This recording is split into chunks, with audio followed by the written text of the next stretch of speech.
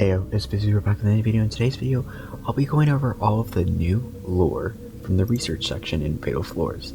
Ignore how I don't have all of these completed. I have all of them completed. At least the pictures for them.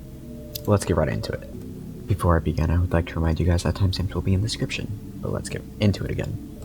We will be starting with the floors or locations. So this is our first location that we'll be going over. This is the facility. Now, the facility, I'm going to read its description. Most common floor type.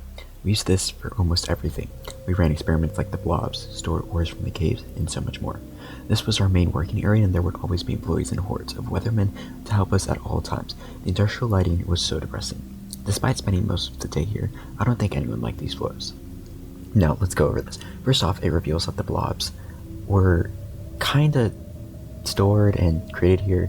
We don't have any proof of how they did it yet, but we assume that they're going to be added later. Then they also store ores from some kind of cave system, which we will likely be getting in a new future update. These caves and mine shafts keep coming up over and over again. Then we also see that the weathermen actually were helpful. We'll get into why they are not helpful to us later in this, and also that it was kind of just like a basic facility and not the best company to work at.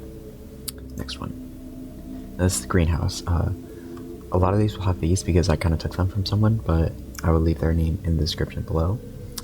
But this next one is the greenhouse, one of the rare floors. The most infamous floor of all. This is where we ran experiments on plants and created things such as the Thorns.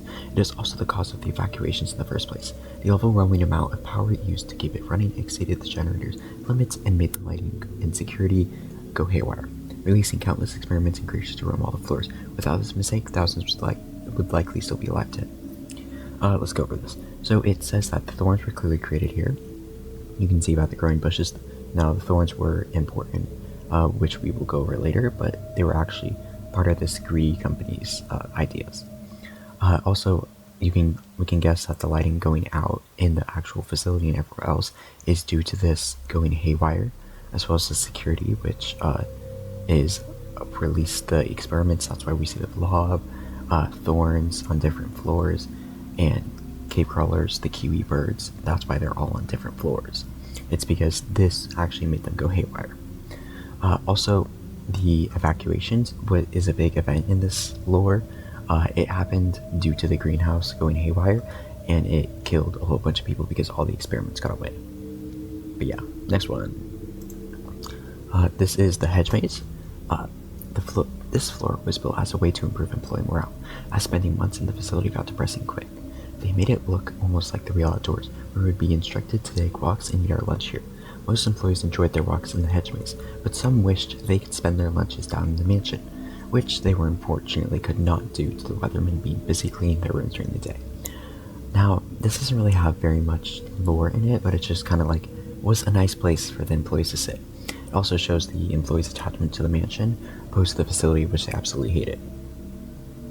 Also, again, the weathermen were nice earlier. For our final floor type, the mansion.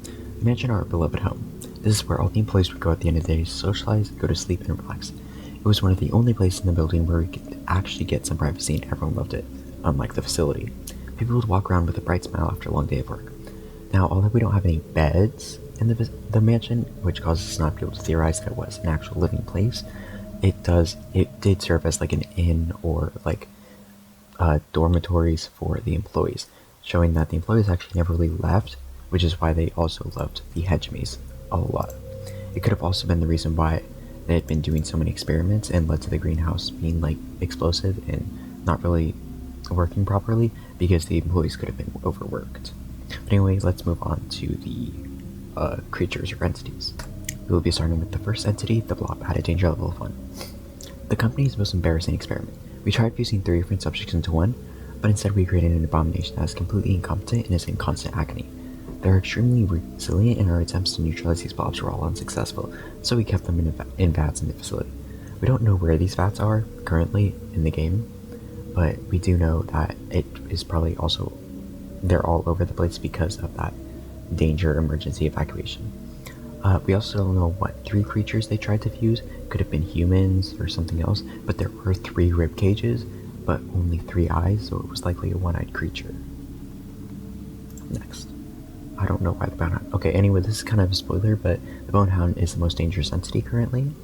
but let's get into it. Bone Hound. The most cruel and violent creature we've discovered in the mines. Despite their size, bone hounds require very little food to survive, mostly hunting and killing anyone they find for fun. They sleep extremely often and even celebrate each kill with a nap. We tried to exterminate their entire species, but they killed more of us than we did of them, and they killed thousands during the evacuations. Of course, again, we see those evacuations pop up, but we notice that these bone hounds just like to kill people for fun. As we get into later, a lot of these entities only killed because they had to, or they were forced to.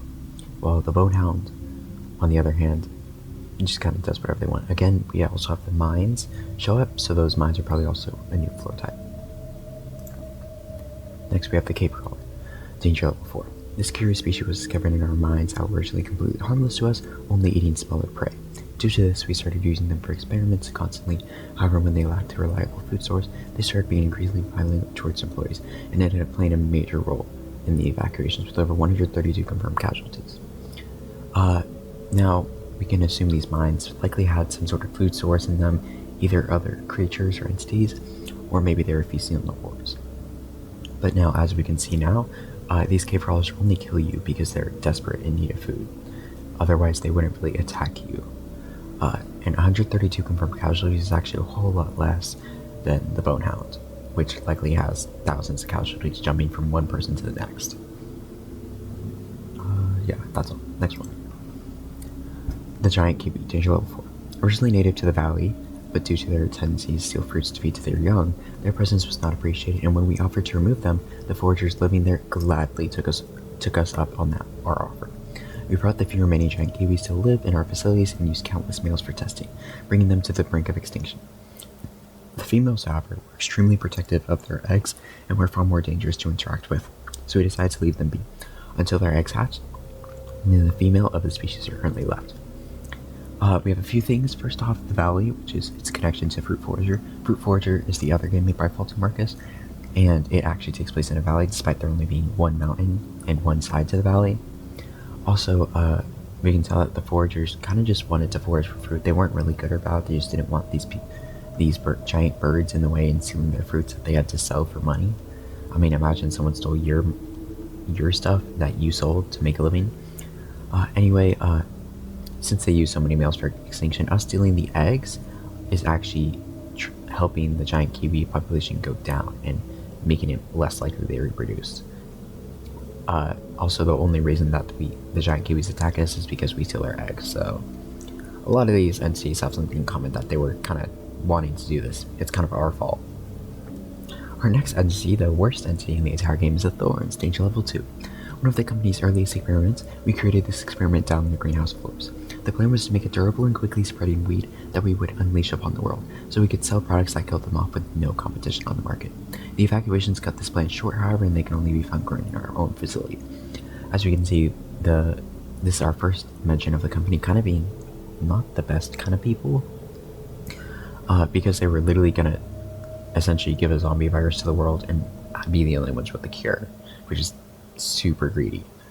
Also, since the evacuations, because of the evacuations, this actually failed, luckily, so the Thorns are just stuck in there, or else we'd probably see them all over the valley. Next one, the Weatherman, Danger Level 3. The company's trusty and beloved companion. They'll do anything the employees request and enforce facility security by scanning for people without employee badges. They're nicknamed Weathermen after several employees started a dumb bit where they'd order it to sit down and display the weather channel and say, "Glad we're not up there. We think the few still online are running low on power." So we don't actually have badges in game, as if you check here, nothing. We just have a bag. There is a lore reason in the next lore dump. We are supposed to get a reason why we don't have these badges, so we could just be people illegally going down here for some reason, which could tie into the other new games that Faulty's making. But the fact that the viewer is still running on low power is also kind of a hint to how long ago this evacuation actually occurred. It could be that the company finally thought that the evacuation, like the dangerous part of this whole evacuation thingamajig, this catastrophic event was finally over, and that's the reason why we're here. Is there any more? No, that's it. Anyways, guys, hope you guys enjoyed. See you guys next time. Let me check just in case. Yes, we went over everything. But I hope you guys enjoyed that. I hope this was useful, and bye.